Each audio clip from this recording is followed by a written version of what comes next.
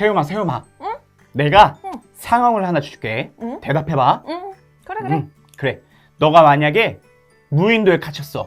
무인도? 아, 너무 무서운데? 아니. 끝까지 들어봐봐. 자, 그래. 말해봐봐. 무인도에 갇혔어. 무인도에 가져갈 수 있는 게 딱 3가지가 있다면 뭘 가져갈 거야? 딱 3가지밖에 안 돼? 무조건 3가지. 그러면 난 손전등. 뭔가 밤에 너무 무서울 것 같거든. 그리고 칼? 그리고 큰 천 같은 거 가져갈래. 큰 천? 큰 천은 왜? 밤에 덮고 잘 수도 있고, 그리고 나중에 무인도에 갇혔으니까 사람들한테 살려달라고 해야 될 거 아니야. 뭔가 큰 천을 이용하면 눈에 잘 띌 것 같아. 야, 역시 넌 철저하다. 그럼 내가 좀 그렇지. 드림이 너는 뭐 가져갈 건데? 나? 나야 뭐 게임기, 충전기, 그리고 만화책. 아이고, 너도 너답다. 내가 좀 그렇지. 그런데 생각해보니까 우리가 어려운 상황을 만났을 때 구해야 하는 것은 뭘까? 그러게, 목사님한테 여쭤볼까? 목사님! 우리 드림이랑 세움이가 하나님의 사람이 어려운 상황을 만났을 때 구해야 하는 것은 무엇인지 정말 궁금했구나. 우리가 가진 질문에 대한 답이 사무엘하 16장에 나와요. 목사님이 말씀을 읽어줄게요. 또 다윗이 아비새와 모든 신하들에게 이르되 내 몸에서 난 아들도 내 생명을 해하려 하거든. 하물며 이 베냐민 사람이라. 여호와께서 그에게 명령하신 것이니 그가 저주하게 버려두라. 혹시 여호와께서 나의 원통함을 감찰하시리니 오늘 그 저주 때문에 여호와께서 선으로 내게 갚아주시리라 하고. 아멘. 오늘 성경의 이야기 속에는 다른 2사람을 만난 다윗의 이야기가 있어요. 먼저 다윗은 어려운 상황 속에서 순간의 감정 때문에 아쉬운 결정을 하기도 하지만 또다시 다윗은 감정을 떠나서 하나님께 자신의 모든 상황을 맡기기도 해요.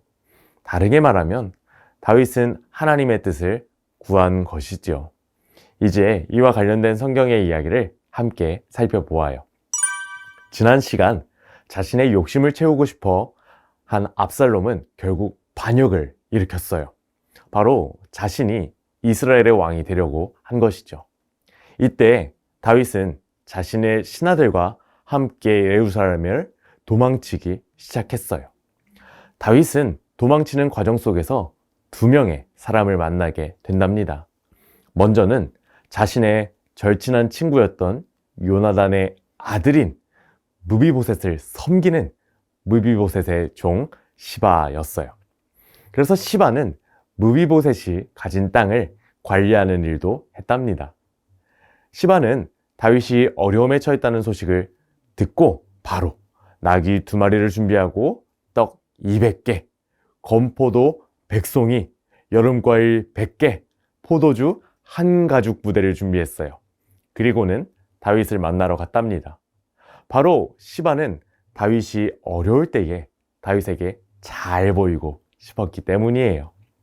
이제 시바와 만난 다윗은 시바에게 무슨 뜻으로 이렇게 큰 선물을 갖고 왔는지 물었어요. 그러자 시바는 나귀는 왕의 가족들이 타고 맛있는 음식은 함께 드시라고 준비했어요. 이렇게 이야기를 했답니다. 이런 말을 들으면 어때요?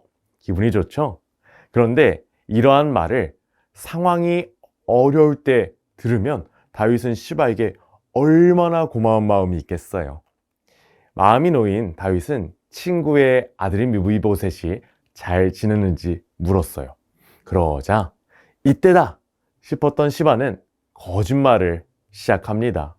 어떤 거짓말이었냐고요? 바로 무비보셋이 이스라엘 나라를 다스릴 욕심이 있다는 거짓말이었어요. 보통 때라면 다윗은 이 말이 거짓말인 줄 알았겠지만 상황도 상황인지라 다윗은 시바의 말을 듣고 화가 머리 끝까지 나게 되었어요.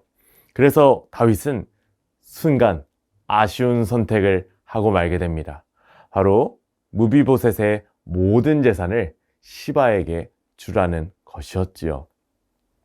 계속해서 다윗은 압살롬을 피해 도망갔어요. 바후림이라는 동네에 도착하자 다윗 앞에는 또 다른 한 사람이 나타났답니다. 그 사람은 바로 사울의 먼 친척 중에 한 명인 시므이였어요. 시므이는 다윗과 일행을 보자마자 돌을 던지기 시작했어요. 그리고 다윗이 들으면 기분이 나쁠 말들로 다윗을 저주하기 시작했어요.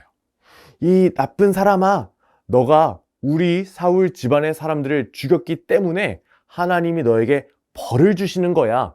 이제 하나님은 왕의 자리를 압살롬에게 주셨다. 가뜩이나 상황도 힘든데 이런 말까지 듣는다면 어떨 것 같나요?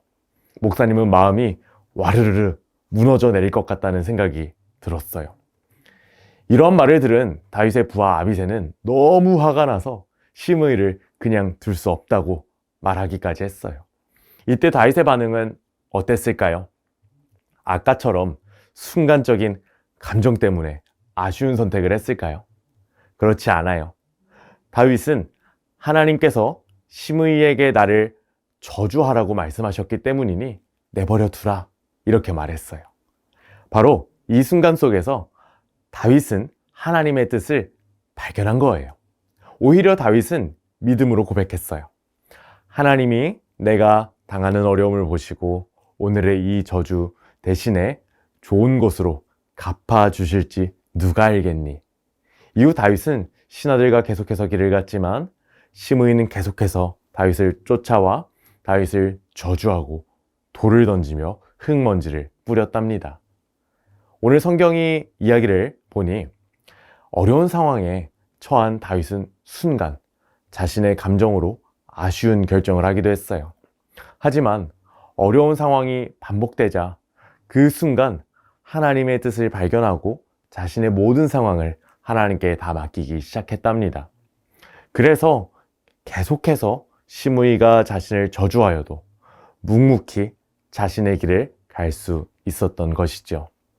우리 하나님은 오늘 우리가 어려운 상황을 만났을 때에 바로 다윗처럼 하나님의 뜻을 발견하기를 원하세요. 순간 내 감정에 휩싸여 아쉬운 결정을 내리는 것 말고요. 바로 하나님의 뜻을 발견하고 하나님의 뜻을 구하기를 원하세요. 사랑하는 가족 여러분, 이 시간 잠시 화면을 멈추고 생각해 보세요. 혹시 다윗처럼 어려운 상황 속에 있지는 않나요? 혹시 그때 순간 욱 하는 감정 때문에, 요동하는 감정 때문에 아쉬운 선택을 했나요? 그렇다면 이제는 어려울 때 하나님의 뜻을 발견하게 해달라고 기도해요. 그리고 가족과 손을 잡고 하나님의 뜻을 구하고 하루하루를 하나님의 뜻을 구하며 살게 해달라고 기도하는 시간을 가져보도록 해요.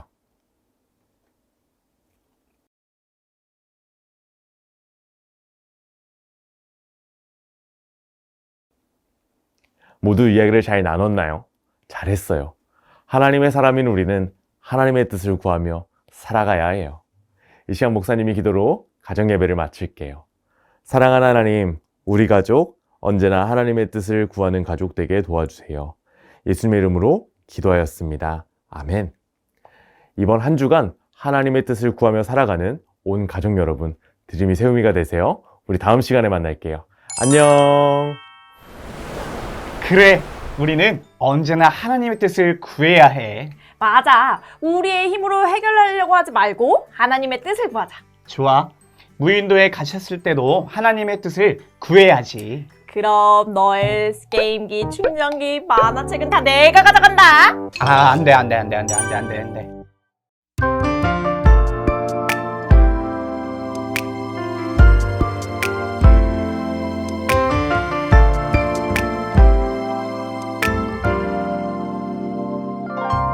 주는 나의 하나님이시니 나를 가르쳐 주의 뜻을 행하게 하소서. 주의 영은 선하시니